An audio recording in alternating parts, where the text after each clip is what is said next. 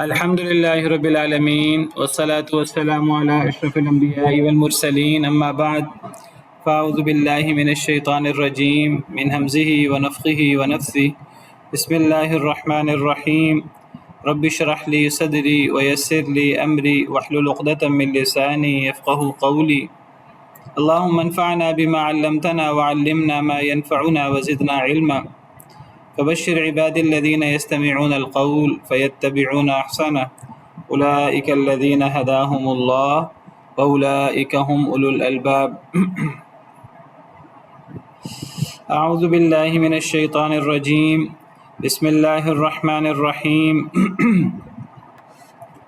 ولولا أن تصيبهم مصيبة بما قدمت أيديهم فيقولوا ربنا لولا أرسلت إلينا رسولا فنتبع آياتك ونكون من المؤمنين ولولا أن تصيبهم مصيبة بما قدمت أيديهم ولولا اور اگر نہ ہوتی یہ بات کہ پہنچتی انہیں کوئی مصیبت بما قدمت ایدیہم اس وجہ سے جو ان کے ہاتھوں نے آگے بھیجا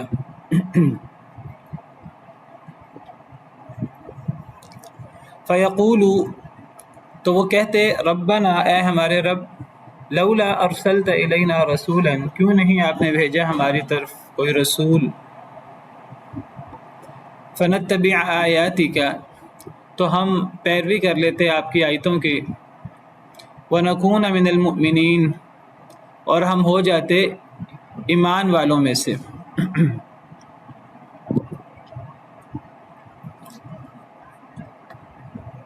اگر یہ بات نہ ہوتی کہ ان پر کوئی مصیبت آتی، کن پر؟ قریش مکہ پر، کوئی عذاب، کوئی مصیبت بما قدمت ایدیہم اس وجہ سے جو ان کے ہاتھوں نے آگے بھیجا. کیا مطلب؟ ان کے اعمال کی وجہ سے، اچھے اعمال کی وجہ سے کہ برے اعمال کی وجہ سے؟ مصیبت اچھے اعمال کی وجہ سے آتی ہے، برے اعمال کی وجہ سے؟ برے اعمال کی وجہ سے. اگر یہ بات نہ ہوتی کہ جب ان پر کوئی مصیبت آتی، کوئی عذاب آتا، کوئی سزا اللہ کی طرف سے آتی، کیوں آتی؟ اس وجہ سے، اس سبب سے جو ان کے ہاتھوں نے آگے بھیجا، یعنی ان کے برے اعمال کی وجہ سے. فیقولو تو وہ کہتے،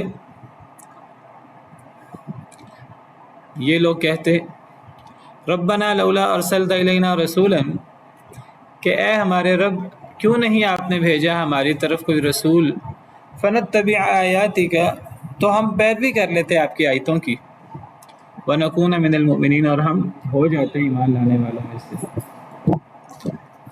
کیا مراد ہے اصل میں اس آیت کریمہ سے؟ اصل میں اس آیت کریمہ میں محذوف ہیں، محذوف نکالیں گے تو بات سمجھ آئے گی، اور وہ اتنے واضح ہیں کہ وہ انڈرسٹوڈ سمجھ آتی ہے، ورنہ معنی مکمل نہیں ہوتا.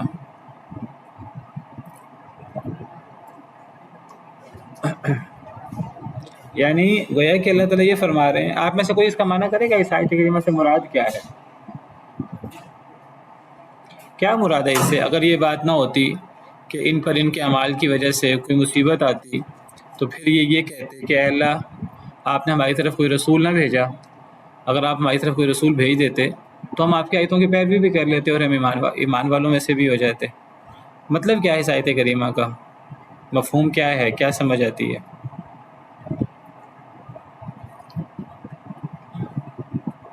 اگر ہم کسی نبی کو نہ بھیجتے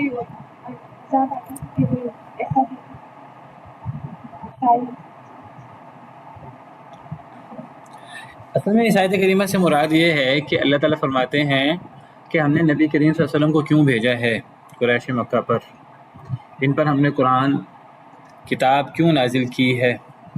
اللہ فرماتے ہیں ہم نے اس قوم پر شریعت، نبی صلی اللہ علیہ وسلم کی جو شریعت ہے، شریعت محمدیہ، قرآن ہم نے اس قوم پر کیوں نازل کیا، اس قوم میں نبی کریم صلی اللہ علیہ وسلم کو کیوں مبعوث فرمایا. اللہ فرماتے ہیں اصل میں اگر ہم نبی مبعوث نہ فرماتے، نبی کریم صلی اللہ علیہ وسلم، اگر ہم قرآن نہ بھیجتے تو ان پر پھر یہ لوگ اپنی جہالت میں اور اپنے برے کاموں میں جو جاہلیت میں کرتے تھے اسی طرح کے برے کام کرتے رہتے، اور برے کام کرنے کی وجہ سے ان پر عذاب آتا۔ اللہ تعالیٰ کا ایک طریقہ ہے ہمیشہ سے، جو لوگ غلط کام کرتے ہیں، اللہ کی نافرمانیاں کرتے ہیں، تو پھر اللہ تعالیٰ کی طرف سے دنیا کے اندر اس کی بعض عذاب آتے ہیں۔ وہ آخرت کے عذاب سے کافی نہیں ہوتے، آخرت کا عذاب تو اپنی جگہ پر ہے، لیکن دنیا میں اللہ تعالیٰ بعض دفعہ اس کی ایک جھلک، جو آخرت کے قبر کے بڑے عذاب ہیں، اس کی ایک چھوٹا سا نمونہ، اس کی ایک جھلک اللہ تعالیٰ دنیا میں بھی دکھا دیتے ہیں۔ دنیا میں تو اللہ تعالیٰ فرماتے ہیں کہ اگر ان پر قرآن نہ اترتا، اگر ان پر نبی کریم صلی اللہ علیہ وسلم مبعوث نہ ہوتے اور یہ اپنے گناہوں میں ملوث ہوتے، اور پھر ان گناہوں کی وجہ سے جیسے اللہ کی سنت مبارکہ ہے ان پر عذاب آتا، تو اس وقت یہ اللہ کو کہتے آگے سے کہ اے اللہ ہم تو اس لیے گناہ گار ہیں، ہمیں تو حق کا پتہ ہی نہیں۔ جو حضرت ابراہیم علیہ السلام کا دین چلا آ رہا ہے اس میں تحریفات ہو چکی ہیں، اب ہمیں تو پتہ نہیں تھا صحیح دین کیا ہے۔ اگر ہمیں صحیح دین کا پتہ ہوتا، اگر ہم پر کوئی کتاب اتری ہوتی، جس طرح یہود پر، بنی اسرائیل پر تورات اتری، عیسائیوں پر حضرت بنی اسرائیل پر انجیل اتری، اگر ہم پر بھی کوئی کتاب اترتی تو ہم ان لوگوں سے زیادہ ہدایت یافتہ ہوتے، ہم اس کتاب کو پر ایمان لے آتے، ہم پر کوئی نبی مبعوث ہوتا تو ہم اس نبی کو مان لیتے۔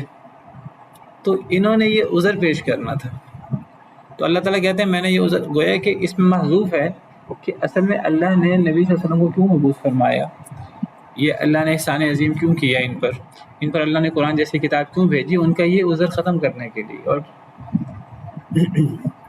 یہ عذر ایک لحاظ سے صحیح بھی ہے، صحیح بھی ہے، اس معنی میں صحیح ہے کہ جب تک نبی نہ آئے، جب تک کتاب نہ آئے، اس وقت تک اللہ کی طرف سے حجت تمام نہیں ہوتی، اس وقت تک اللہ کی طرف سے حجت تمام نہیں ہوتی۔ آج نہیں کوئی بندہ یہ بات کہہ سکتا، آج اس لیے کوئی بندہ یہ بات نہیں کہہ سکتا، آج دین محفوظ ہے، قرآن بھی محفوظ ہے، نبی صلی اللہ علیہ وسلم کی حدیث مبارکہ بھی محفوظ ہے۔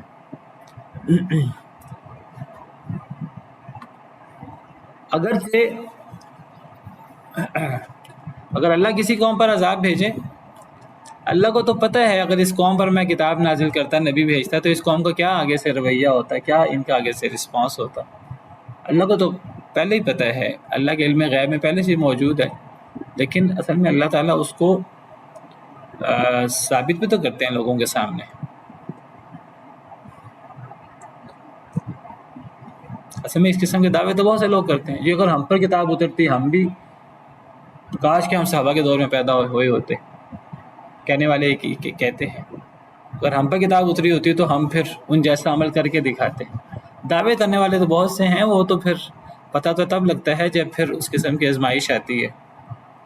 تو اللہ تعالیٰ کہتے ہیں کہ اگر نبی نہ آتے، اگر قرآن نہ ہوتا اور ان پر مصیبتیں آتی ان کے اعمال کی وجہ سے، تو آگے سے یہ عذر پیش کرتے، یہ کہتے ہیں اللہ تعالیٰ آپ نے ہماری طرف رسول نہیں بھیجا، اگر ہماری طرف رسول آ جاتا، ہماری طرف کتاب اتر آتی، تو ہم آپ کی آیتیں مان لیتے، آپ کی آیتوں کی پیروی کر لیتے اور ہم مومن ہو جاتے۔ تو گویا کہ اللہ نے ان کے اس، بعض لوگوں کی یہ بات ٹھیک تھی، بعض لوگ ایمان لے آئے، جو لوگ ایمان نہ لائے ان کی یہ حجت ٹھیک نہیں تھی، اللہ نے اس میں ان کی اس حجت کو ختم کرنے کے لیے اللہ نے قرآن بھیجا، ان کے اوپر کتاب بھیجی، اللہ نے نبی بھیجا، وہ لوگ قرآن کے باوجود، نبی کے باوجود ایمان نہ لائے، اب ان کی یہ حجت ختم ہو گئی، اب وہ یہ بات نہیں کہہ سکتے۔ دیکھیں یہود ہیں، یہود بھی انتظار کر رہے تھے نبی کے آنے کا، لیکن وہ اپنے من مانے طریقے سے انتظار کر رہے تھے۔ اگر وہ واقعی نبی کے آنے کا انتظار کر رہے ہوتے اور وہ اللہ کے حکم کے سامنے سرنڈر کرنے کو تیار تھے، تو پھر کیا تھا نبی بنی اسماعیل میں سے آتے کہ نبی بنی اسرائیل میں سے آتے، اس سے ان کو کیا فرق پڑنا تھا؟ ان کی خواہش تھی نبی بنی اسرائیل میں سے آ جائے، نہیں آیا تو انہوں نے نبی کو انکار کر دیا۔ تو گویا کہ وہ نبی کو اپنے مطابق، اپنے منمانے طریقے کے مطابق وہ نبی کو ماننا چاہتے تھے۔ تو وہ جو دعویٰ کرتے تھے جی ہم تو نبی کا انتظار کر رہے ہیں، اللہ نے سارا پول کھول دیا، تم نبی کا انتظار نہیں کر رہے تھے، اگر تم نبی کا انتظار کر رہے ہوتے حقیقی طور پر تو تم نبی پر ایمان لے آتے، چاہے وہ بنی اسماعیل میں سے ہوتا۔ تو اللہ نے قرآن کریم اتار کر نبی صلی اللہ علیہ وسلم کو بھیج کر قریش مکہ میں سے جنہوں نے ایمان نہیں لانا تھا، اللہ نے ان کا پول کھول دیا۔ اگر نبی نہ آتے وہ آگے سے یہ الٹی سیدھی حجتیں پیش کرتے، اللہ نے ان کی حجت تمام کر دی ہے۔ اور اللہ نے یہ انداز قرآن کریم میں کئی جگہ پر اختیار کیا، یہ صرف یہاں نہیں ہے، اور بھی بعض جگہوں پر یہ انداز اختیار کیا گیا۔ مثال کے طور پر یہ سورہ نعام کی آیات ہیں،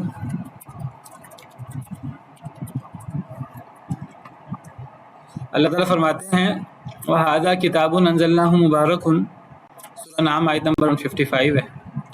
اللہ فرماتے ہیں وَهَذَا كِتَابٌ أَنزَلْنَاهُ مُبَارَكٌ، اور یہ کتاب یعنی قرآن ہم نے اس کو نازل کیا، بڑی بابرکت کتاب ہے۔ فَاتَّبِعُوهُ، تم اس کی پیروی کرو، وَاتَّقُوا لَعَلَّكُمْ تُرْحَمُونَ، اور تم ڈر جاؤ اللہ تعالیٰ سے تاکہ تم پہ رحم کیا جائے۔ اللہ قرآن کی بات کر رہے ہیں کہ قرآن کتنی بابرکت کتاب ہے اور اللہ نے کیوں نازل کیا قرآن کو، اللہ اس کی حکمت بیان کر رہے ہیں۔ ان تقولوا، کہیں ایسا نہ ہو کہ تم کہو، یعنی ہم نے قرآن کیوں نازل کیا، اللہ کہتے ہیں ہم نے قرآن اس لیے نازل کیا، کہیں تم یہ نہ کہتے، اگر قرآن نازل نہ ہوتا تو تم یہ نہ کہتے کہ سوائے سے کہ نہیں کتاب تو ہم سے پہلے 2 جماعتوں پر اتاری گئی تھی اور ہم تو اللہ کی کتاب کو پڑھنے سے غافل تھے۔ اگر قرآن نہ اترتا تو قریش اعتراض کرتے، قریش کیا کہتے، اے اللہ تعالیٰ آپ نے بنی اسرائیل پر تورات بھی اتار دی، یہودیوں پر، آپ نے بنی اسرائیل پر انجیل بھی اتار دی، عیسائیوں پر، اے اللہ تعالیٰ آپ نے ہم سے پہلے 2 قوموں پر تو کتاب اتار دی، ہم پر بھی تو کتاب اتارتے، ہم بتاتے کہ ہم یہود و نصارہ میں ایمان بھی لائے اور ایسے لوگ بھی تھے جو ایمان نہ لائے، تو اے اللہ اگر ہم پر کتاب اترتی تو ہم ان سے زیادہ ہدایت یافتہ ہوتے۔ تو اللہ کہتے ہیں ہم نے تم پر اس عذر کو ختم کرنے کے لیے، تم نے یہ حجت بازی کرنی تھی اگر قرآن نہ اترتا تو اللہ کو پتا تو تم نے حجت بازی کرنی، اللہ نے اس لیے تم پر قرآن اتار دیا۔ یہ قرآن کو اتارنے کی اور قریش مکہ پر نبی کے مبعوث ہونے کی حکمت اللہ تعالیٰ بیان فرما رہے ہیں۔ کہیں ایسا نہ ہو کہ تم یہ کہتے کہ ہم سے پہلے 2 جماعتوں پر کتاب اتری تھی تو ہم تو اس کتاب کو پڑھنے سے غافل تھے، ہم پر تو کتاب نہیں اتری، یا پھر تم یہ کہتے لو انا انزل علینا الکتاب، اگر تم پر نبی نہ آتا، اگر تم پر کتاب نہ آتی تو تم کیا کہتے، تو اب تم کہتے کہ اگر ہم پر کتاب اترتی لکنا اہدی منہم، پھر ہم ان یہود و نصارہ سے زیادہ ہدایت یافتہ ہوتے۔ دیکھیے اللہ کا علم، آپ دیکھیے ذرا، یہ اللہ کا علم سابق اور اللہ کا علم غیب ہے۔ اللہ کہتے ہیں اگر میں کتاب نہ اتارتا، اگر میں نبی نہ بھیجتا تو تم نے یہ کہنا تھا، اللہ کو پتہ تھا انہوں نے یہ کہنا ہے، اللہ نے ان کا عذر ختم کرنے کے لیے، ان کی حجت تمام کرنے کے لیے اللہ نے کتاب اتار دی۔ اور پھر اللہ کہتے ہیں دیکھو کتاب نہ اترتی تو تم نے حجت بازی کرنی تھی، اب تو میں نے کتاب اتار دی ہے تمہاری حجت بازی ختم کرنے کے لیے۔ فقط جاءکم بینۃ من ربکم وہدی ورحمہ، اب آ چکی تمہارے پاس روشن دلیل تمہارے رب کی طرف سے ہدایت اور رحمت۔ یہ بالکل وہی بات ہے جو اللہ تعالیٰ یہود سے کہتے ہیں۔ یہود سے اللہ کیا کہتے ہیں؟ اللہ یہود سے کہتے ہیں تم تو مدینہ آ کے آپ بسے تھے، تم تو انصار جو عرب تھے، تم تو انصار پر فتح حاصل کرنے کی باتیں کرتے تھے، تم کہتے تھے نبی آنے والا ہے، ہم نبی کے ساتھ مل کر تم سے لڑیں گے، یہود کہتے تھے انصار سے۔ اللہ کہتے ہیں لو تمہارے پاس نبی آ گیا، کتاب آ گئی، اب تم انکار کیوں کرتے ہو؟ اب تو تم پر اللہ کی لعنت ہو، اب تو تم انکار کر رہے ہو۔ وَلَمَّا جَاءَهُمْ كِتَابٌ مِّنْ عِندِ، سورہ بقرہ میں وَلَمَّا جَاءَهُمْ كِتَابٌ مِّنْ عِندِ اللَّهِ مُصَدِّقٌ لِّمَا مَعَهُمْ، جب ان کے پاس اللہ کی طرف سے کتاب آ گئی اور وہ کتاب ان کی کتاب کی تصدیق کرتی تھی، تورات کی، انجیل کی۔ وَكَانُوا مِن قَبْلُ يَسْتَفْتِحُونَ عَلَى الَّذِينَ كَفَرُوا، حالانکہ وہ تو اس سے پہلے فتح مانگتے تھے کافروں پر کہ جی نبی آئے گا اور نبی کے ساتھ مل کر ہم تم پہ فتح حاصل کریں گے۔ اللہ کہتے ہیں فَقَدْ جَاءَكُمْ فَلَمَّا جَاءَهُم مَّا عَرَفُوا كَفَرُوا بِهِ، جب ان کے پاس وہ آ گیا جس کا وہ انتظار کر رہے تھے، جس کو انہوں نے پہچان بھی لیا، پہچاننے کے بعد کفر کر دیا۔ فلعنت اللہ علی الکافرین، اب ایسے کافروں پر اللہ کی لعنت ہو۔ اللہ فرماتے ہیں یہی بات قریش کے حوالے سے، اگرچہ قریش نے یہ بات نہیں کہی تھی کہ ہم نبی کا انتظار کر رہے ہیں، لیکن اللہ فرماتے ہیں اگر نبی نہ آتا، کتاب نہ آتی تو تم نے یہ بات کہنی تھی۔ اللہ فرماتے ہیں ہم نے تمہاری حجت تمام کرنے کے لیے تم پر قرآن نازل کر دیا، تم پر کتاب نازل کر دی۔ کہ تم یہ نہ کہو کہ یہود و نصارہ پر تو کتابیں اتری تھیں تو ہم پر نہیں اتری، اگر ہم پر اتری ہوتی ہم یہود و نصارہ سے زیادہ ماننے والے ہوتے۔ تو اللہ کہتے ہیں لو کتاب اتر چکی ہے، اب ثابت کرو۔ یہ بہت زبردست انداز ہے. اللہ تو اپنے علم سے. تو یہی بات یہاں فرمائی جا رہی ہے, یہی بات قرآن میں کئی اور جگہوں پر بھی ہے.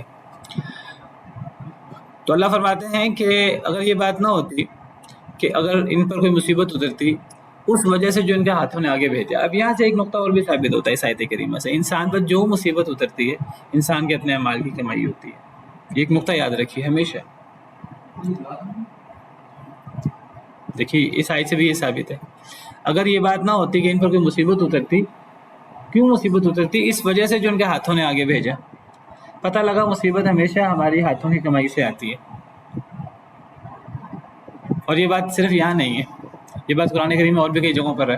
وَمَا أَصَابَكُم مِّن مُّصِيبَةٍ فَبِمَا كَسَبَتْ أَيْدِيكُم. تمہیں جو مصیبت بھی آتی ہے وہ تمہارے ہاتھوں کی کمائی ہوتی ہے. اب آپ اس پہ اشکال ہوں گے کئی, کیا اشکال ہے اس پر بتائیں. السلام علیکم ورحمۃ اللہ وبرکاتہ. وعلیکم السلام ورحمۃ اللہ وبرکاتہ. اور یہ نہیں کہ سوال یہ ہے کہ نیک لوگوں کو پھر کیوں مصیبتیں آتی ہیں, تو اس کا جواب یہ ہے کہ جو نیک لوگ ہوتے ہیں ان کے درجات بلند کرنے کے لیے اللہ تعالیٰ ان کے مشکلات بھیجتا ہے, اور جو برے لوگ ہوتے ہیں ان کے لیے نہیں, آپ نے ایک مقدمہ خود ہی قائم کر لیا کہ نیک لوگوں پر کیوں مصیبتیں آتی ہیں. گویا کہ نیک لوگ ان سے کبھی غلطی ہوتی نہیں. یہ کس نے کہا؟ نہیں, جیسے کہ انبیاء وغیرہ ہیں ان پہ بھی تو آزمائشیں ہیں. ہاں, انبیاء کے بارے میں انبیاء جو ہے وہ معصوم خطا ہے, تو اگر ان پہ مصیبتیں آئیں تو اٹ مینس کہ وہ ان کے درجات بلند کریں. اب یہ مقدمہ بھی آپ کا کہ انبیاء معصوم عن الخطا ہیں, پہلے تو اس بات کو واضح کریں, اس بات سے کیا مراد ہے؟ ان کے اللہ تعالیٰ ان کو خطاؤں سے محفوظ رکھتے ہیں. حضرت موسیٰ علیہ السلام سے قتل نہیں ہوا؟ حضرت موسیٰ سے قتل نہیں ہوا؟ بشری لغزشیں تو ہو جاتی ہیں, لیکن ویسے اوور اللہ تعالیٰ ان کو محفوظ رکھتے تو ہیں. بشری لغزشیں ہو گئیں نہیں تو وہ ان کی وجہ سے کوئی آزمائش نہیں آ سکتی. حضرت نوح علیہ السلام نے اللہ تعالیٰ سے, حضرت نوح علیہ السلام نے بیٹے کے بارے میں دعا نہیں کی تھی, اللہ کی طرف سے تنبیہ آئی تھی. حضرت یونس علیہ السلام نے کیا کیا تھا کہ اللہ نے ان کو مچھلی کے پیٹ میں پہنچا دیا. کئی چیزیں قرآن کریم میں موجودہ تھا. آدم علیہ السلام اللہ کے نبی نہیں تھے, تو حضرت آدم علیہ السلام نے درخت کا پھل کھایا اور ان کو جنت سے اتار دیا گیا. پہلے تو اس میں جو مقدمہ قائم کر رہے ہیں آپ لوگ, پہلے اس مقدمے کو ثابت تو کریں. ایک چیز ہمارے ہاں کچھ چیزیں مشہور ہیں, جو چیزیں مشہور ہیں میں یہ نہیں کہہ رہا وہ صحیح مشہور نہیں ہے, وہ ان میں سے ایک حد تک وہ چیزیں صحیح بھی ہیں, لیکن سب سے پہلے تو ہمیں اس کے بارے میں ایک یعنی باقاعدہ موقف ہے کیا, ہمیں پہلے وہ سمجھنا ہوگا. تو یہ دیکھیں قرآن ہمیں اصول یہ دیتا ہے, جیسے اس آیت کریمہ سے مل رہا ہے کہ اگر تم پہ کوئی مصیبت آتی تمہارے اعمال کی وجہ سے, تو پتہ لگا مصیبت اعمال کی وجہ سے آتی ہے. اچھا, اس آیت میں تو ایک چلو ضمناً انداز ہے, قرآن کریم کی کئی آیتوں میں تو اللہ نے یہ بات بڑی صراحت سے فرمائی ہے کہ انسان پر جو مصیبت بھی آتی ہے, ماں یہ عموم کا صیغہ ہے, جو مصیبت بھی آئے عام ہے, تو فبما کسبت ایدیکم, وہ تمہارے اعمال کی وجہ سے آتی ہے. اب یہ قرآن نے ایک اصول دیا ہے. اب اس اصول سے اگر ہم نے کسی چیز کو مستثنا کرنا ہے, دلیل کے ساتھ مستثنا کریں گے, کوئی دلیل دینی ہوگی, کوئی واضح دلیل دینی ہوگی نا. تو ہر انسان گناہ گار ہے, ٹھیک ہے, تو انسان کو جو مصیبت آتی ہے انسان کے اعمال کی وجہ سے آتی ہے. اب آپ کے نیک لوگ, تو نیک لوگ بھی تو معصوم نہیں ہوتے, نیک لوگوں کی بھی تو کمیاں کوتاہیاں ہوتی ہیں, کم ہوتی ہیں, تو ان پر مصیبتیں آ جاتی ہیں. اب سوال پیدا ہوتا ہے انبیاء کرام علیہم السلام کا. تو انبیاء کرام علیہم السلام کے بارے میں سب سے پہلے ہمیں یہ سمجھنا چاہیے کہ میں نے اس موضوع پر سے کئی دفعہ بات کی ہے, بہت وضاحت سے نہیں کی. ہمارے یہاں مشہور انبیاء کرام علیہم السلام معصوم ہوتے ہیں. پہلے سمجھنا چاہیے کہ انبیاء کرام علیہم السلام معصوم ہوتے ہیں, اور اگر ہوتے ہیں, بالکل ہوتے ہیں, اگر ہوتے ہیں تو وہ اسے مراد کیا ہے, پہلے یہ سمجھنا ضروری ہے. تو اس کے بارے میں پہلے بتائیے کہ اس کے بارے میں کیا موقف ہونا چاہیے. جی, نعمان صاحب نے بھی یہ بات واضح کی ہے, تو کیا ہمارا عقیدہ ہونا چاہیے انبیاء کے بارے میں؟ آپ میں سے بھی کوئی دہرا دے آن لائن. मासूम होते हैं। मासूम होते हैं। ये मासूम किस मफहूम में लिया जाएगा? गलती का इर्तिकाब। यही तो अब सवाल है ना। साहब ने बात की है, दीनी एतबार से मासूम होते हैं, दीनी एतबार से कोई गलती नहीं होती है इनकी। दुनियावी मामलात में कुछ गलतियां बशरी तकादे के मुताबिक हो जाती हैं, जिस तरह आप सल्लल्लाहु अलैहि वसल्लम ने भी एक दफ़ा वो खजूरों की पेवंदकारी से सहाबा कराम को मना किया था और अगले साल से फरमाया था कि अब लोग कर लिया करो। जी देखिए, यहाँ तक तो बात वाज़ेह हो गई। वकास साहब ने भी ये बात कही है कि दीन के मामले में कह लें या नबवी जो हैसियत होती है ना, उस हैसियत में नबी मासूम होते हैं। और अगर इस हैसियत में नबी को मासूम ना माना जाए तो मैंने एक ज़िक्र किया था, फिर पूरे दीन की बुनियाद मशकूक हो जाती, क्योंकि दीन हमारे पास आया ही नबियों के वास्ते से। अगर हम ये समझें कि अंबिया किराम अलैहिस्सलाम मासूम नहीं है दीन के हवाले से, नबूवत पहुँचाने के हवाले से, वही के मामले में, तो फिर गोया कि फिर नबी भूल भी सकते हैं वही को। फिर नबी वही के मामले में मुमकिन है कि उनको बात समझ ना आई हो, अल्लाह ना करे, यानी बस बात समझाने के लिए कि मुमकिन है आपको कुछ और बताया गया हो, आपने कुछ और बता दिया हो। ऐसा कोई चीज़ सोची भी नहीं जा सकती, ऐसी कोई चीज़ सोची भी नहीं जा सकती। ऐसी कोई चीज़ सोची भी जाएगी तो दीन की बुनियादें हिल जाएंगी। ठीक है, नबी वही के मामले में वो मासूम होते हैं, ना फरिश्ते की वही या दिल में उनकी कोई वही हो या अल्लाह की डायरेक्ट आवाज़ हो, तो वो उस वही को समझने में कभी गलती नहीं कर सकते, कभी उस वही को तब्दील नहीं कर सकते किसी वजह से, किसी गुस्से, किसी नरमी, किसी हम ये सोच भी नहीं सकते और वो भूल भी नहीं सकते। वही के मामले में मासूम होते हैं। और इसके दलाइल मौजूद हैं कि जब अल्लाह वही भेजते हैं तो अल्लाह आगे पीछे फ़रिश्तों की एक जमात मुकर्रर कर देते हैं। वही में ना वही के नबी तक पहुंचने में कोई कमी बेशी हो सकती है, ना नबी के वही को आगे पहुंचाने में कोई कमी बेशी हो सकती है, क्योंकि नबी सबसे बड़ा अमीन होता है। हर नबी की बुनियादी सिफ़त अमानत, फ़रिश्ता भी अमीन होता है। फिर वो शैतानों से महफूज करने के लिए जब अल्लाह फ़रिश्तों के ज़रिए वही भेजते हैं तो दाएं बाएं फ़रिश्तों की जमात होती है। आलिमुल गैबि फला युज़हिरु अला गैबिही अहदा इल्ला मन इर्तज़ा मिन रसूलिन फ़इन्नहु यस्लुकु मिन बैनि यदैहि व मिन खल्फ़िही रसदा। सूरह जिन की आयत है, कितनी ज़बरदस्त आयत है कि जब अल्लाह ताला आलिमुल गैब है, अल्लाह अपना गैब किसी पर ज़ाहिर नहीं करते। हाँ, अल्लाह गैब को ज़ाहिर कर देते हैं जिसे अल्लाह रसूल के तौर पे चुन लें। जब अल्लाह उस पर गैब ज़ाहिर करते हैं, गैब से मुराद वही है, जब अल्लाह उसको वही करते हैं, वही में गैबी बातें अल्लाह जो अल्लाह बताना चाहते हैं नबी को बताते हैं। जब अल्लाह वो वही नबी पर करते हैं, नबी पर गैब ज़ाहिर करते हैं, तो फ़इन्नहु यस्लुकु मिन बैनि यदैहि व मिन खल्फ़िही रसदा, दाएं बाएं आगे पीछे घात में लगे फरिश्ते मौजूद होते हैं। कोई बात उचक ना ले, कोई गड़बड़ ना कर ले, कोई शैतान, कोई गलत चीज़, कोई चीज़ आगे पीछे ना हो जाए। पूरा एक फुल प्रूफ एक सिस्टम है, एक निज़ाम है। ये तो वही का मामला है। अब वही के अलावा नबी की एक हैसियत नबी होती है, एक हैसियत बशरी होती है। बशरी मामलात में नबी जो हैं वो उनसे बाज़ लग़ज़िशें हो सकती हैं, लेकिन बशरी मामले में भी नबी से कबीरा गुनाह नहीं होते। मैंने इस मौजू पे बात की थी, आपको शायद भूल गई है। बशरी तौर पर नबी से बड़ा ब्लंडर नहीं होता, अल्लाह ने महफूज रखा होता है नबियों को। अल्लाह नबियों की हिफाजत करते हैं। नबी करीम सल्लल्लाहु अलैहि वसल्लम को अल्लाह ताला ने मेराज से पहले आपका सीना मुबारक चाक किया फ़रिश्तों के ज़रिए, और वो दिल मुबारक निकाल कर जो भी कोई ऐसी चीज़ें थीं, कोई हो सकती हैं वसवसे या इस किस्म की चीज़ें, तो वो निकाल दी गई। अहादीस मुबारक में मिलता है। तो अल्लाह की तरफ से हिफाजत होती है। अल्लाह ताला बशरी तौर पर भी नबियों को महफूज रखते हैं बड़ी चीज़ों से, लेकिन बाज़ चीज़ें नबियों से बड़ी लग़ज़िश, यानी आम लोगों के हवाले से अगर सोचें तो वो शायद वो गलती हो ही ना हो, शायद नेकी ही शुमार हो, लेकिन नबी का मकाम इतना बुलंद होता है कि वो बाद ऐसी लग़ज़िशें, बाद ऐसी छोटी बातें बशरी तौर पर हो सकती हैं नबियों से। اور وہ بھی اس لیے ہوتی ہیں تاکہ نبی اللہ تعالیٰ سے استغفار کریں اور اللہ تعالیٰ توبہ قبول کریں. پھر جب استغفار ہوتی ہے اور ندامت ہوتی ہے پھر تو وہ بھی تو ایک بڑا عمل ہے نا توبہ کرنا، تاکہ اللہ یہ عمل بھی نبیوں سے صادر کروائیں اور تاکہ نبیوں کے درجات مزید بلند ہو جائیں. وہ پھر نبیوں کے درجات مزید بلند ہو جاتے ہیں، وہ ایسی کوئی چھوٹی موٹی چیز وہ باقاعدہ نیکی بن جاتی ہے.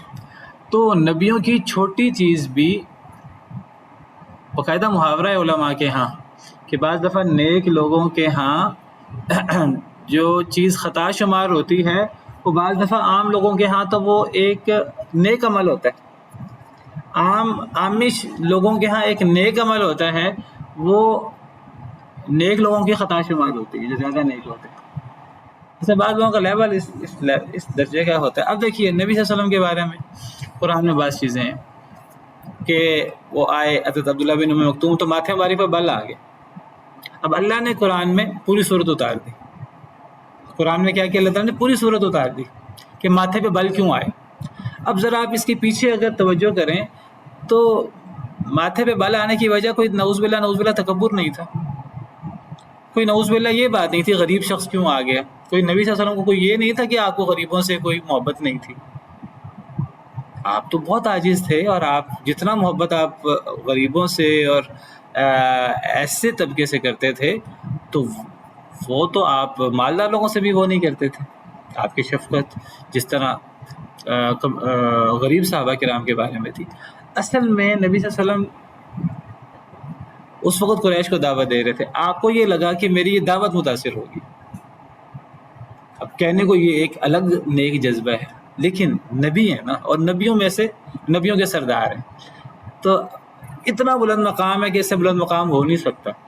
اللہ کہتے ہیں اتنی سی چیز بھی نہ ہو. ٹھیک ہے قریش کے سردار بیٹھے ہیں، جذبہ بڑا نیک ہے، لیکن یہ قریش کے سردار پتہ نہیں ایمان لائے کہ نہ لائے، وہ تو آیا ہے وہ تو فائدہ اٹھائے گا نا. وہ تو مسلمان ہے، نبینا صحابی ہے، اس کا تو فائدہ اٹھانا وہ تقریباً یقینی ہے اور ان کا فائدہ اٹھانا وہ 50% ہے. تو قرآن تو ایک نصیحت ہے، جو فائدہ اٹھا لے. تو عبداللہ بن ام مکتوم کو فقیت دینی چاہیے تھی، چاہے آپ کے پیچھے جذبہ بھی بڑا نیک تھا، کوئی قریش کے سرداری مان لے آئیں پورا قبیلہ مسلمان ہو جائے گا. لیکن اس پر اللہ کی طرف سے تنبیہ آئی. اور نبی کریم صلی اللہ علیہ وسلم کیا فرمایا کرتے تھے حضرت عبداللہ بن ام مکتوم کو؟ جب بھی ملتے تھے حضرت عبداللہ بن ام مکتوم سے کیا فرمایا کرتے؟ یا من عاتبنی فیہ ربی. بڑے پیار سے کہتے تھے انہیں کہ آؤ اے وہ شخص کہ جس کی وجہ سے اللہ نے مجھے ڈانٹ پلائی. یہ آپ کا ایک پیار کا آپ کا ایک انداز تھا. آپ نے کبھی ان کے بارے میں دل میلا نہیں کیا. آپ ان سے جو آپ کا ایک محبت کا تعلق تھا وہ آپ کا پہلے سے بڑھ گیا کہ اللہ کے ہاں ان کا کتنا مقام ہے اور اللہ نے ان کی وجہ سے اللہ نے مجھے کہا ماتھے پہ بل نہیں آنا چاہیے. تو آپ ہمیشہ کہا کرتے تھے کہ یا من عاتبنی فیہ ربی، کہ اے وہ شخص کہ جس کے بارے میں اللہ نے مجھے عتاب کیا، اللہ نے مجھے ڈانٹ پلائی. اس انداز سے آپ بات کرتے تھے. اور قرآن میں ایسے بعض واقعات اور بھی ہیں. عفا اللہ عنک لما اذنت لہم یا ایھا النبی لما تحرم ما احل اللہ لک. غزوہ بدر کا قصہ جو ہے وہ جو فدیہ لے کر قیدیوں کے بارے میں بات ہوئی تھی، اس پر بھی تنبیہ آئی. یہ تو نبی صلی اللہ علیہ وسلم کے حوالے سے ہے. تو حضرت نوح کے حوالے سے، حضرت موسیٰ کے حوالے، حضرت موسیٰ کا واقعہ نبی بننے سے پہلے کا ہے تو، لیکن کئی واقعات نبیوں کے نبی بننے کے بعد ہے. حضرت نوح کا واقعہ تو نبی بننے کے بعد ہے. حضرت یونس کا واقعہ نبی بننے کے بعد ہے. ٹھیک ہے، تو کیا ہم ان کا جواب دیں گے؟ کوئی نہ کوئی توجیہ تو کرنی پڑے گی نا. تو کیا توجیہ اس کی؟ یہی علماء کا، امام ابن تیمیہ وغیرہ اور علماء کا جو ہے وہ تحقیقی قول ہے. وہ یہ کہتے ہیں کہ نبوی معاملے میں، وحی کے معاملے میں وہ معصوم ہے، اور بشری معاملات میں اللہ نے بڑی چیزوں سے محفوظ رکھا ہے. بعض چیزیں ہو جاتی ہیں تو اللہ نے وہ بھی پہلے ہی معاف کر دی ہیں. انا فتحنا لک فتحا مبینا لیغفر لک اللہ ما تقدم من ذنبک وما تاخر. عام طور پہ علماء یہ جو میں آپ کے سامنے تفصیل بیان کر رہا ہوں وہ اس آیت اور ان جیسی آیتوں کی ضمن میں پیش کرتے ہیں. آیت کا ترجمہ کیا ہے کہ اللہ تعالیٰ معاف کر دے آپ کے وہ گناہ جو پہلے ہو چکے یا آئندہ ہوں گے. من ذنبک، اب وہاں ذنب سے کیا ترجمہ کیا جاتا ہے؟ لغزش. وہ بعض چھوٹی چیزیں جو نبیوں سے بشری طور پر ہو جائیں تو وہ پہلے ہی ہوں، گزر چکی، اللہ نے وہ بھی معاف کر دی، اگر آئندہ بھی کوئی آنے کا امکان اللہ نے وہ بھی پہلے معاف کر دیا. تو لیکن ایسی چیزیں ہو جاتی ہیں، نبی بشری طور پر بھول بھی جاتے ہیں، اور وہ بھولنے کے پیچھے بھی بہت بڑی حکمت ہے امت کو بتانا. اگر امت بھول جائے، اگر نبی کبھی نہ بھولتے تو پھر کیسے پتہ لگتا اگر امت میں سے کوئی بھولتا ہے تو؟ اب آپ کہیں گے نبی بھول بھی جاتے ہیں، ہاں بشری طور پہ بھول جاتے ہیں، نبی طور پہ کبھی نہیں بھولتے. کیا دلیل ہے اس کی؟ قرآن میں اس کی دلیل موجود ہے. وَلَقَدْ عَهِدْنَا إِلَىٰ آدَمَ مِنْ قَبْلُ فَنَسِيَ وَلَمْ نَجِدْ لَهُ عَزْمًا وَلَمْ نَجِدْ لَهُ عَزْمًا، کہ ہم نے آدم علیہ السلام سے عہد لیا تھا، آدم بھول گئے، ہم نے آدم میں عزم نہیں پایا. اللہ نے آدم کی طرف تو معصیت کی نسبت بھی کی ہے، وَعَصَىٰ آدَمُ رَبَّهُ فَغَوَىٰ، آدم نے اپنے رب کی نافرمانی کی، بہک گئے جنت میں پھل کھا کر. تو دیکھیے ہمیں اپنے عقائد جذبات پر نہیں رکھنے ہوں گے، ہمیں اپنے عقائد دلائل پر استوار کرنے ہوں گے. ٹھیک ہے، بہرحال بات کہیں سے کہیں نکل گئی.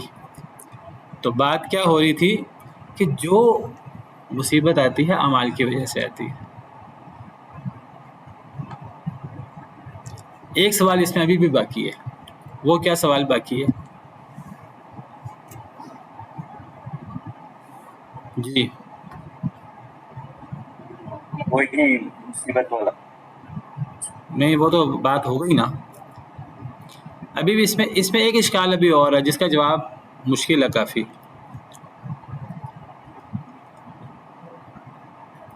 بعض وہ جن کی غلطی ہو ہی نہیں سکتی، مثلا بچوں کے بارے میں کیا کہیں گے؟ بچوں پر جو مصیبت آتی ہے، 5 سال کا بچہ ہے، جی اللہ کی وجہ سے، اللہ تعالیٰ کی قسم. آپ کیا کہہ رہے ہیں؟ اگر بچے پر مصیبت آ جائے تو بچے پر بھی مصیبتیں آ جاتی ہیں. بچہ اللہ معاف کرے کہ بچے حادثوں کا شکار ہو جاتے ہیں، تو کیا وہاں بھی یہ اصول لاگو ہوگا یا وہاں یہ اصول لاگو نہیں ہوتا؟ جی آپ کیا کہہ رہی ہیں؟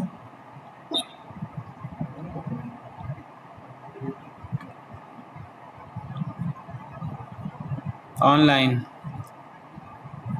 بچوں پر جو مصیبتیں آتی ہیں، بچے مر بھی جاتے ہیں، بچے بڑی بڑی تکلیفوں کا شکار بھی ہو جاتے ہیں، کیا وہ بھی کسی عمل کی وجہ سے ہوتی ہے؟ شاید یہ ان کے پیرنٹس کو ہوتی ہے، پیرنٹس کو شاید. یہ پیرنٹس کے لیے مصیبت ہے تو پیرنٹس کے لیے تو ہو گئی، پیرنٹس کے اعمال ہو سکتے ہیں ایسے، لیکن بچے پر بھی تو مصیبت آتی ہے نا.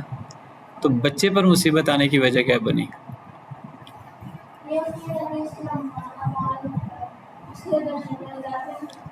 دیکھیے اللہ تعالیٰ نے نا مصیبت کے بارے میں 2 اصول بیان کیے ہیں. کیا 2 اصول بیان کیے ہیں؟ ایک اصول، اور دونوں اصول عموم کے صیغے سے ہیں. ایک اصول یہ ہے وَمَا أَصَابَكُم مِّن مُّصِيبَةٍ فَبِمَا كَسَبَتْ أَيْدِيكُمْ، تمہیں جو مصیبت ہے تمہارے اعمال کی وجہ سے ہوتی ہے. اور دوسرا کیا اصول ہے؟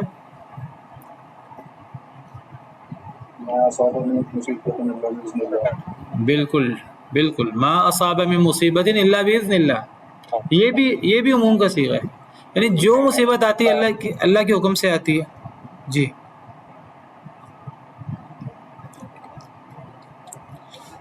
جو مصیبت آتی ہے اللہ کے حکم سے آتی ہے، یہ بھی ایک عموم کا صیغہ ہے. یعنی گویا کہ جو مصیبت آتی ہے وہ اس کے پیچھے 2 وجوہات ہو سکتی ہیں. ایک وجہ، دونوں وجوہات بیک وقت موجود ہوتی ہیں. ایک وجہ انسان کے اعمال جن کی وجہ سے مصیبت آتی ہے، اور دوسری وجہ اللہ کا حکم، اللہ کے حکم سے مصیبت آتی ہے. اب ہمیں سمجھ آئے یا نہ آئے، جہاں نہیں سمجھ آئے گی کہہ دیں گے اللہ کا حکم ہے. جی اللہ کے حکم سے تو انکار کوئی نہیں ہے نا، کوئی نہیں کر سکتا نا، اللہ کی مرضی، اللہ کا حکم. اب مسلمان تو چپ ہو جائے گا، مسلمان کے پاس اور کوئی چیز تو نہیں رہ جاتی. مسلمان اللہ کا حکم ہے تو ٹھیک ہے، ہمیں برا بھی لگے، اللہ کا حکم ہے تو اچھا ہی ہے، اچھا ہی ہے، چاہے ہمیں ظاہراً برا لگ رہا ہے. کیوں؟ کیونکہ اللہ قرآن میں کہتے ہیں وَعَسَىٰ أَن تَكْرَهُوا شَيْئًا وَهُوَ خَيْرٌ لَكُمْ، شاید کہ تم ایک چیز کو ناپسند کرو وہ تمہارے لیے اچھی ہو. وَعَسَىٰ أَن تُحِبُّوا شَيْئًا وَهُوَ شَرٌّ لَكُمْ، شاید کہ تم ایک چیز کو پسند کرو اور تمہارے لیے بری ہو. وَاللَّهُ يَعْلَمُ وَأَنتُمْ لَا تَعْلَمُونَ، اللہ زیادہ جانتے ہیں تم نہیں جانتے. اچھی بری تقدیر دونوں اللہ کی طرف سے ہوتی ہیں، اور یہ اچھی بری تقدیر، کیا تقدیر بری بھی ہوتی ہے؟ تقدیر اچھی بری دونوں ہوتی ہے کہ صرف اچھی ہوتی ہے؟ دونوں ہوتی ہیں. تو اللہ تعالیٰ پھر ہم سے برا ارادہ بھی رکھتے ہیں. ہاں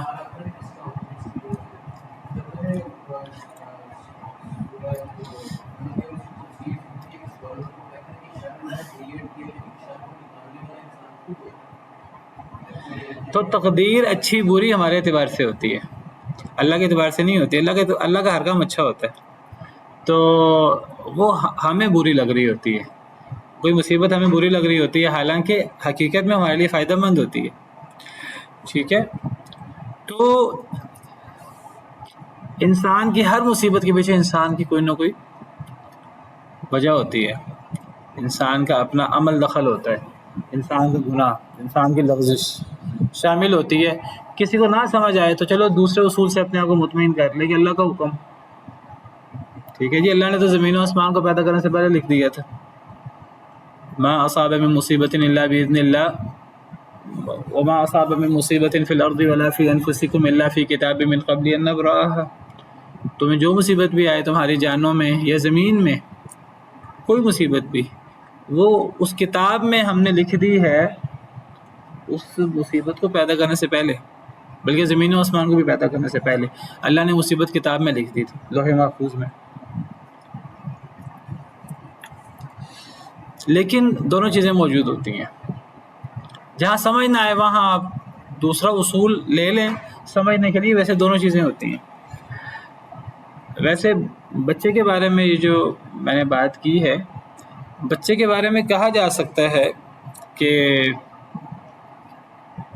اگر ایک بچہ اس پر مصیبت آئے تو کہہ سکتے ہیں کہ اس پر مصیبت اس وجہ سے آئی ہے جو اس نے بعد میں گناہ کرنا تھا بڑا ہو کر. یہ توجہ کی جا سکتی ہے.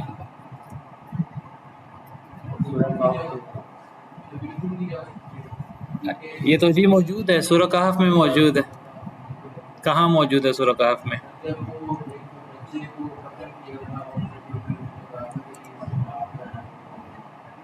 بالکل، حضرت خضر علیہ السلام نے ایک بچے کو قتل کر دیا تھا. کسی بچے کو اس طرح قتل نہیں کیا جا سکتا، آج شریعت میں اس کی اجازت نہیں ہے. حضرت خضر نے یہ کیا تھا، اللہ کے حکم سے کیا تھا. جب اللہ کا حکم آ گیا تو وہ ایک الگ چیز ہے. ٹھیک ہے، تو جب اللہ نے کہہ دیا تو حضرت خضر کیسے انکار کرتے؟ تو بچے کو قتل کر دیا. حضرت موسیٰ کہتے ہیں بچے کو قتل کیوں کر دیا؟ بچہ تو جتنا مرضی کوئی بلنڈر کر رہا ہو، بچہ بڑے سے بڑا، یہ تو بچہ ہے. اور بچے کا عمل تو، بچہ تو مکلف ہی نہیں ہے، یہ تو پاک ہے. بچے سے بڑے سے بڑا گناہ بھی ہو جائے بچہ تو پاک ہے. اقتلت نفسا زکیۃ بغیر نفس لقد جئت شیئا نکرا. تو کیا کہا تھا حضرت خضر نے بعد میں؟ انہوں نے کہا تھا وَأَمَّا الْغُلَامُ فَكَانَ أَبَوَاهُ مُؤْمِنَيْنِ فَخَشِينَا أَن يُرْهِقَهُمَا طُغْيَانًا وَكُفْرًا فَأَرَدْنَا أَن يُبْدِلَهُمَا رَبُّهُمَا. مفہوم کیا ہے اس کا؟ کہ بچہ، اس کے ماں باپ مسلمان تھے، ہمیں ڈر یہ ہوا، یعنی گویا کہ حضرت خضر کو اللہ نے بتایا کہ جب بڑا ہوگا تو یہ ماں باپ کی نافرمانی کرے گا، اس لیے اس کو بچپن میں قتل کر دیا. اس کو قتل کر کے اللہ تعالیٰ نیا اولاد عطا کریں گے جو نیک ہوگی. فَأَرَدْنَا أَن يُبْدِلَهُمَا رَبُّهُمَا خَيْرًا مِّنْهُ زَكَاةً وَأَقْرَبَ رُحْمًا. اس سے یہ نقطہ نکالا جا سکتا ہے کہ ہمیں صرف سمجھنے کے لیے کسی بچے پر کوئی مصیبت آتی ہے تو شاید اس لیے کہ اس بچے نے بڑے ہو کر ایسے بعض کام کرنے ہوتے ہیں، اللہ تعالیٰ بعض اس کی سزا پہلے دے دیتے ہیں. اس پر پھر ایک اور اشکال وارد ہوتا ہے. کیا اشکال وارد ہوتا ہے؟ اگر ایسی مصیبت ہے بچے پر، بچہ ماری جائے، تب اس کے بھی پھر بات ہو سکتی ہے کہ اگر کوئی مر بھی جائے، اگر یہ بڑا ہوتا، اللہ کو تو یہ بھی پتا ہے کہ اگر یہ نہ مرتا ابھی اور یہ بڑا ہوتا تو کیا کرتا. تو دیکھیے، اللہ کا کوئی حکم، اللہ کا کوئی فیصلہ عدل کے خلاف نہیں ہے. یہ جب تک ہمارا یہ ایمان نہیں ہے نا، اصل میں کہیں نہ کہیں شیطان وسوسے ڈال کے پھنسا دیتا ہے۔ جب تک ہم یہ عقیدہ نہ رکھیں کہ ہم نے اللہ کے بارے میں کوئی ایسی چیز نہ سوچنی ہے، نہ کبھی اس وسوسے میں کبھی آنا ہے کہ اللہ کے کسی معاملے میں، اللہ کے کسی فیصلے میں کوئی ناانصافی ہو سکتی ہے، یہ تصور بھی نہیں کیا جا سکتا۔ اسی لیے اللہ کے بارے میں بس ایک اصول، یہ اتنا زبردست اصول ہے، ذہن میں رکھیں، وما ربک بظلام للعبید، کہ آپ کا رب اپنے بندوں پر ذرہ برابر بھی ظلم نہیں کرتا۔ اب کہیں کوئی بندہ وسوسہ ڈالے، کہیں کوئی بندہ اشکال ڈالے، بس یہ آپ نے اپنے دل میں بس یہی دہراتے رہنا، اللہ ظالم نہیں ہو سکتے، اللہ بے انصافی نہیں کر سکتے، اللہ زیادتی نہیں کر سکتے، اور اللہ ذرہ برابر بھی ظلم نہیں کرتے۔ کہیں ہمیں سمجھ نہیں آ رہی ہوتی، ہماری عقل کا قصور ہوتا ہے، وہاں پہ شیطان کو وسوسہ آ رہا ہوتا ہے، شیطان ہمیں بہکا رہا ہوتا ہے، ٹھیک ہے، اسی کوئی نہ کوئی توجیہ ہوتی ہے، وہ توجیہات نکالی جا سکتی۔ تو بہرحال خلاصہ یہ کہ انسان پر جو مصیبت بھی آتی ہے وہ انسان کے اعمال کی وجہ سے آتی ہے، اور اس کا فائدہ کیا ہے؟ اس کا بہت بڑا فائدہ ہے، جب تک انسان کو آزمائشیں آتی رہتی ہیں، اگر انسان یہ سمجھنا شروع کر دے، بعض لوگ نیک ہوتے ہیں، دیکھیے نیک لوگوں کی نیکی کئی دفعہ ان کے لیے بہت بڑی آزمائش بن جاتی ہے۔ نیکی کا تکبر بڑا تکبر ہوتا ہے دوسرے تکبر سے۔ اگر کسی کے دل میں شیطان یہ وسوسہ ڈال دے، بھئی آپ تو نیک ہیں، آپ پر تو مصیبت نہیں آنی چاہیے، تو آپ پر تو مصیبت اس لیے آئی ہے درجات بلند کرنے کے لیے، تو کیا کرے گا وہ؟ دیکھیں، اگر ایک بندہ اللہ کا حکم سمجھے گا نا، وہ زیادہ سے زیادہ کیا کہے گا؟ اگر وہ صابر شاکر بھی ہوا تو چلو میں صبر کر لیتا ہوں، لیکن دل میں پھر بھی اس کی ایک ٹینشن رہے گی کہ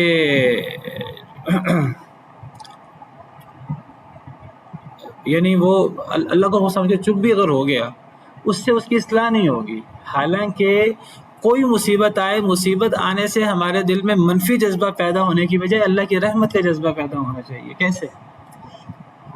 کہ کوئی مصیبت آئے، ہمارے دل میں فوراً کیا پیدا ہونا چاہیے؟ ایمان کا تقاضا یہ ہے کہ میری کوئی نہ کوئی کمی ہے، مجھے اس کی اصلاح کرنی ہے۔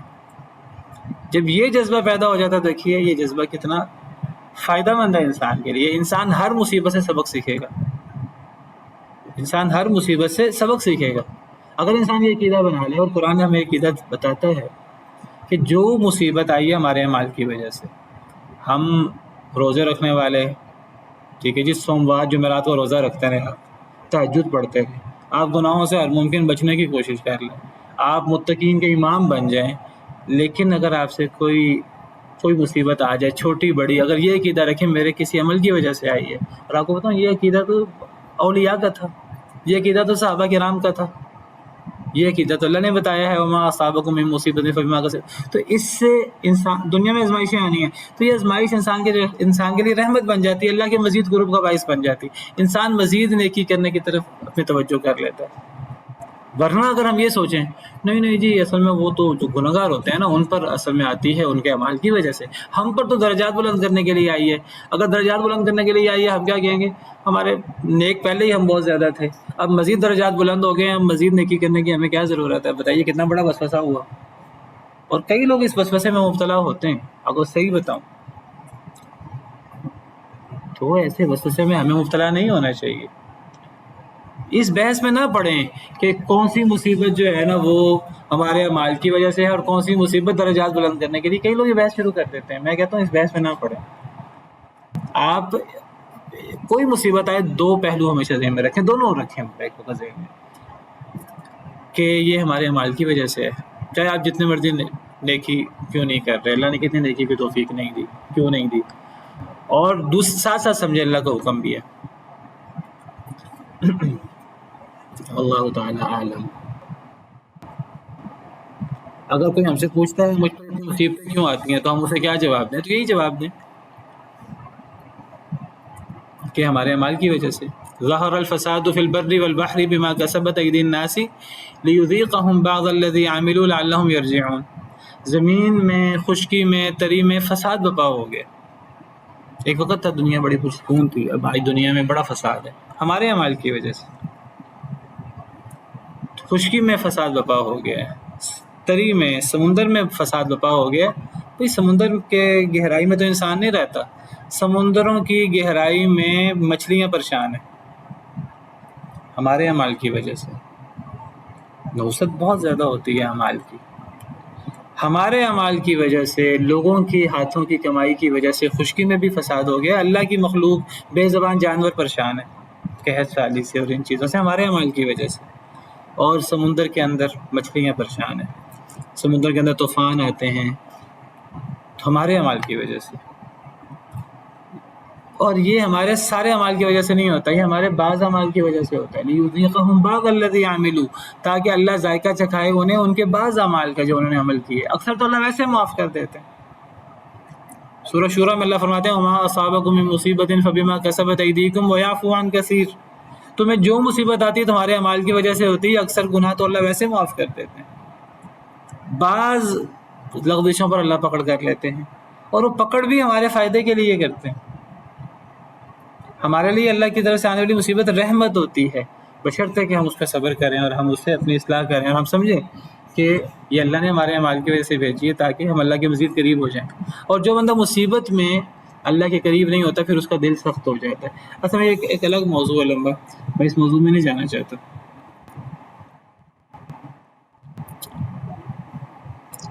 تو اللہ ہمارے بعض گناہوں کی پکڑ کرتے ہیں، سارے گناہوں کی تو پکڑ ہی نہیں کرتے. وَيَعْفُو عَنْ كَثِيرٍ، اکثر گناہ سے تو ویسے معاف، ویسے درگزر کر لیتے. باقی ٹھیک ہے، ہمارے اعمال کی وجہ سے بھی آتی ہیں، اس کے باوجود ہم اللہ سے قریب بھی ہوتے ہیں اور اس سے پھر اللہ ہمارے درجات بھی بلند کرتے ہیں اور اس سے اللہ ہماری کمیاں کوتاہیاں بھی معاف کرتے ہیں. نبی صلی اللہ علیہ وسلم نے مثال دے کر سمجھایا. آپ کے ہاتھ میں ایک خزاں کے موسم میں ایک ٹہنی تھی، آپ نے ٹہنی کو ہلایا، سارے پتے گر گئے. آپ نے فرمایا جب انسان کو مصیبت آتی ہے نا تو انسان کی لغزشیں ایسے جھڑتی ہیں جیسے یہ خزاں میں پتے جھڑ جاتے ہیں. اور حدیث میں آتا ہے کہ سوئی چبھتی ہے تو سوئی چبھنے سے بھی انسان کے درجات بلند ہوتے ہیں، لیکن اس کے لیے شرط یہ انسان جو ہے نا خندہ پیشانی کے ساتھ ان چیزوں کو برداشت کرے، صبر کرے. صبر کا اجر اتنا زیادہ ہے تصور نہیں کر سکتے. اور اللہ جس چیز کا اجر بیان نہ کریں تو آپ سمجھیے اس کے اجر کی کوئی انتہا ہی نہیں ہے. اور یہاں تو اللہ تو صراحت سے فرماتے ہیں صبر کے بارے میں انما یوفی الصابرون اجرهم بغیر حساب. اور جنت میں جانے کی بڑی وجہ بھی صبر ہی ہے. دنیا میں اللہ نے ہمیں بھیجا ہی صبر کرنے کے لیے. انسان سے جو بنیادی چیز تقاضا کی گئی ہے وہ صبر ہی ہے. ان الانسان خلق ہلوعا، انسان تھوڑا دل کا پیدا کیا گیا ہے. اذا مسہ الشر جزوعا، جب مصیبت آتی ہے تو جزا فضا کرنا شروع کر دیتا ہے، چیخ و پکار شروع کر دیتا ہے. وَإِذَا مَسَّهُ الْخَيْرُ مَنُوعًا، خیر آتی، مال آتا ہے تو وہ اس کو روکنے والا بن جاتا ہے. یہ بھی صبر کے منافی ہے. مال آئے انسان فخر کرنے والا بن جائے، شیخی بگاڑنے والا بن جائے، اور مصیبت آئے تو انسان رونے پیٹنے والا بن جائے. دونوں صبر کے منافی ہیں، الا المصلین، سوائے نماز پڑھنے والوں کے.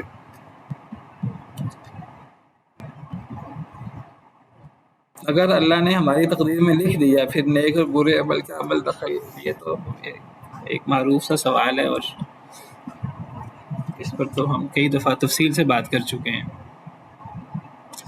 اللہ نے ہماری تقدیر میں اپنے علم سے لکھا ہے، اللہ نے ہمیں وہ لکھ کر اس کا پابند نہیں کر دیا. انسان اپنے اعمال آزادانہ سر انجام دیتا ہے. یہ مختصر میں بات میں نے کی ہے، پھر ایک نیا لمبا موضوع شروع ہو جائے گا. ٹھیک ہے جی. تو یہاں سے یہ ثابت ہوا کہ جو مصیبت آتی ہے ہمارے اعمال کی وجہ سے آتی ہے. دوبارہ یہ آیت کریمہ ہم نے پڑھ لی. اس آیت کریمہ میں محذوف ہے کہ اللہ نے قرآن کیوں بھیجا، اللہ نے نبی صلی اللہ علیہ وسلم کو مبعوث کیوں فرمایا. یہ اصل میں ان کے ایک ایسے سوال کا جو یہاں موجود نہیں ہے اس کا جواب ہے یہ، کہ اگر نبی نہ آتے، قرآن نہ آتا اور ان پہ مصیبت آتی ان کے اعمال کی وجہ سے تو یہ کہتے اللہ تعالیٰ سے اے اللہ تعالیٰ اگر آپ ہماری طرف رسول بھیج دیتے ہم آپ کی آیتوں کی پیروی کر لیتے، مسلمان ہو جاتے. تو اللہ نے اس لیے قرآن بھیجا ہے اور اسی لیے نبی کو مبعوث فرمایا. فلما جاءهم الحق من عندنا، پس جب آ گیا ان کے پاس حق ہماری طرف سے، ہمارے پاس سے، قالوا تو انہوں نے کہا، جی وعلیکم السلام. اچھا جی سوری. فلما جاءهم الحق من عندنا، جب آ گیا ان کے پاس حق ہماری طرف سے، قالوا لولا اوتی مثل ما اوتی موسیٰ. فلما جاءهم الحق من عندنا، جب آ گیا ان کے پاس حق ہمارے پاس سے تو انہوں نے کہا لولا اوتیا، کیوں نہیں دیا گیا وہ مثل ما اوتیہ جیسے کہ دیا گیا موسیٰ علیہ السلام کو. انہوں نے کہا کیوں نہیں دیا گیا اسے یعنی نبی صلی اللہ علیہ وسلم کو مثل ما اوتیہ موسیٰ جیسے کہ دیا گیا تھا موسیٰ علیہ السلام کو.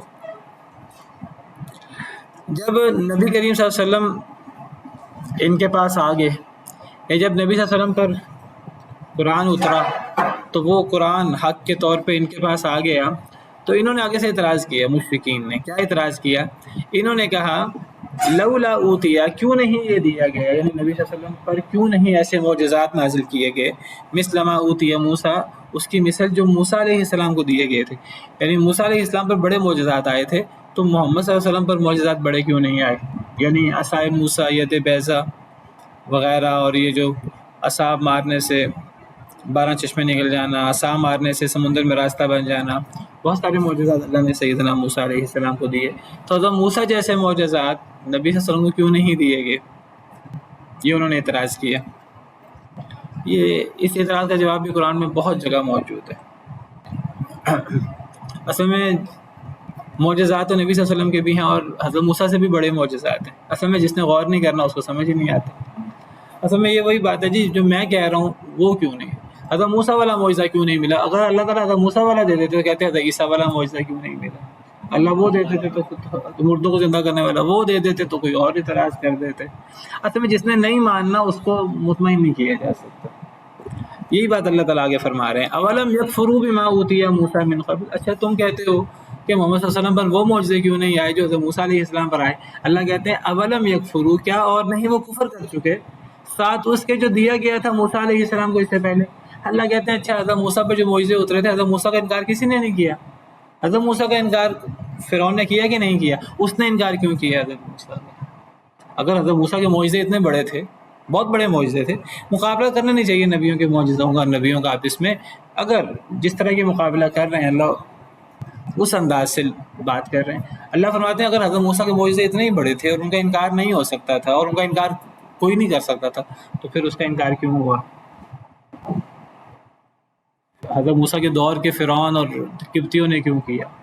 کئی بنی اسرائیل جو ہیں وہ حضرت موسیٰ کی مخالفت کرتے تھے. کئی یہود جو ہیں وہ تورات کے اوپر اور یہ قریش مکہ. اگر قریش مکہ مراد نے قریش مکہ حضرت ابراہیم کے دین کا حامل ہونے کا دعویٰ کرتے تھے. حضرت موسیٰ حضرت عیسیٰ کے بارے میں ان کے عقائد وہ نہیں تھے. یہ حضرت ابراہیم کے بارے میں کہتے تھے جی ہم دین ابراہیمی کے ہیں. تو اللہ کہتے ہیں تم اصل میں یہ اعتراضات مشرکین نے کہاں سے سیکھے؟ یہود سے سن کر. یہود سے پوچھتے تھے جب یہودی حج وغیرہ کے لیے آتے کبھی وہ تجارت کے لیے جاتے مکہ والے مدینہ سے ہوتے ہوئے تو یہود سے پوچھتے ہمارے پاس ایک نبی آیا ہے ہم اس سے کیا سوالات کریں. تو وہ آگے سے بتاتے الٹی سیدھی باتیں کہ جی حضرت موسیٰ کی طرح کا معجزہ کیوں نہیں آیا، فلاں چیز کیوں نہیں آئی، فلاں چیز کیوں نہیں آئی. تو اللہ کہتے ہیں تم حضرت موسیٰ کی بات کیسے کر رہے ہو؟ کیا تم حضرت موسیٰ کے منکر نہیں تھے؟ تم تو خود حضرت موسیٰ کے منکر رہے ہو. تم کہتے ہو حضرت موسیٰ جیسا معجزہ کیوں نہیں ملا. تو قریش تو حضرت موسیٰ کے معجزات کو تو مانتے ہی نہیں تھے. وہ تو حضرت ابراہیم کی بات کرتے تھے. یا پھر حضرت موسیٰ کے دور کے لوگ انہوں نے حضرت موسیٰ کا انکار کیوں کیا؟ اصل میں مراد یہ ہے کہ جس نے ماننا ہے اس نے ماننا ہے، جس نے نہیں ماننا اس کو دنیا کی کوئی چیز منوا نہیں سکتی. یہ اصل میں یہاں بتانا مقصود ہے.